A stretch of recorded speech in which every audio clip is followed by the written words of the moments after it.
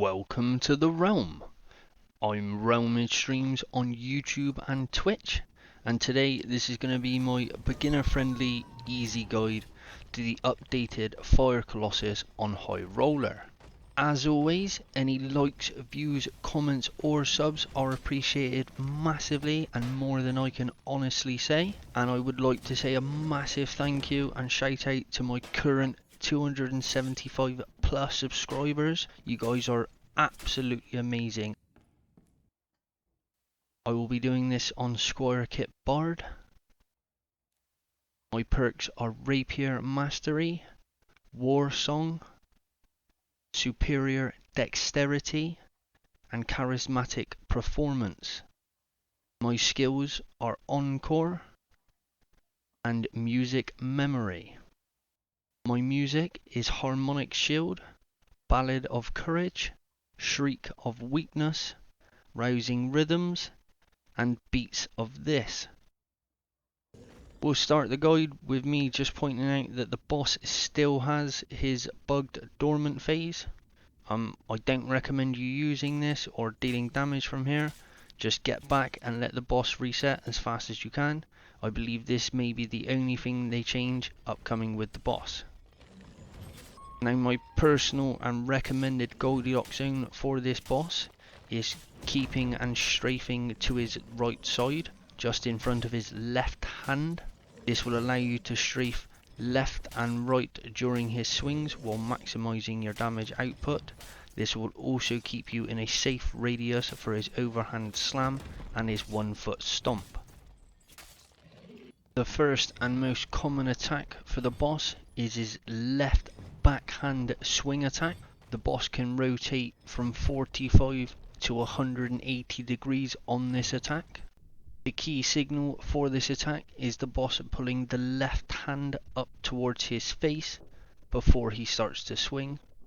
The easiest way to avoid this attack is to take a step back and strafe to the left as the boss swings his left hand to the right.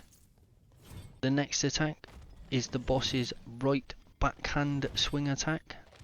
This attack can combo from 1 to 3 to 5 swings.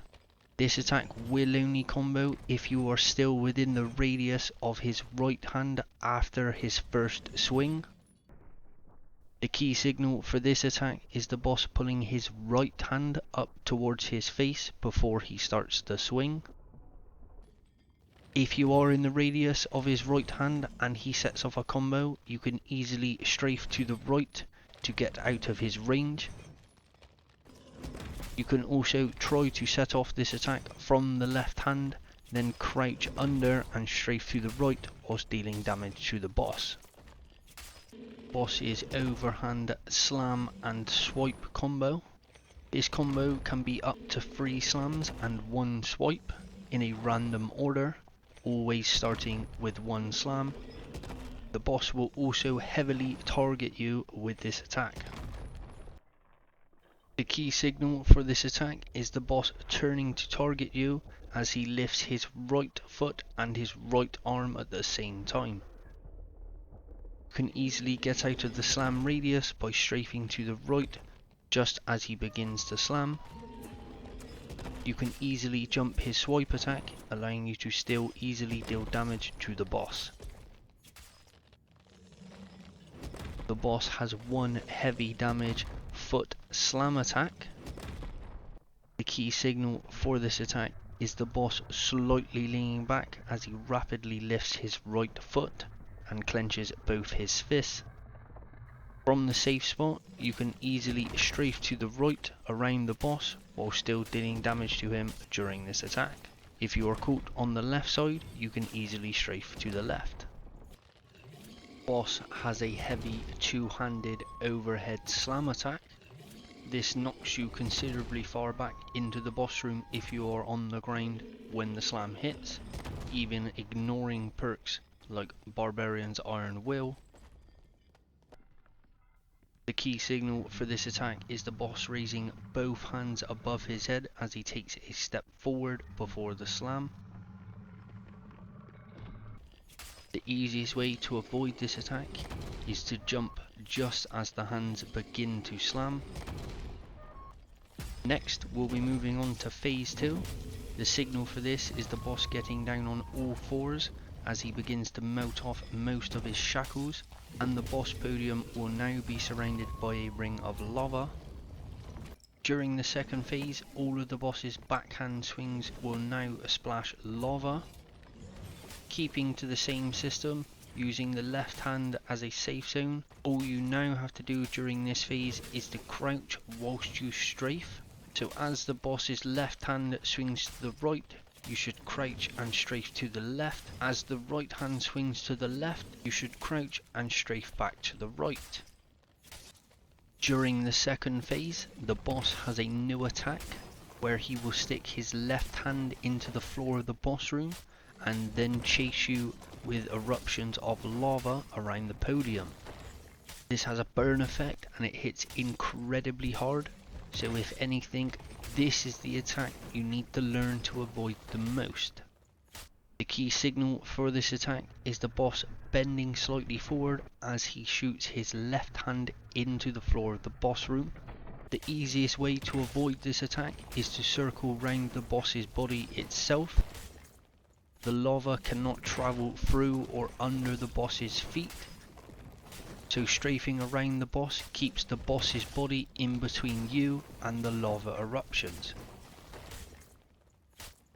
On to the third and final phase of the boss. Now the key signal for this phase is the boss covering his face with both hands as he melts off the last of his shackles and his mask, and the boss podium will become incredibly smaller.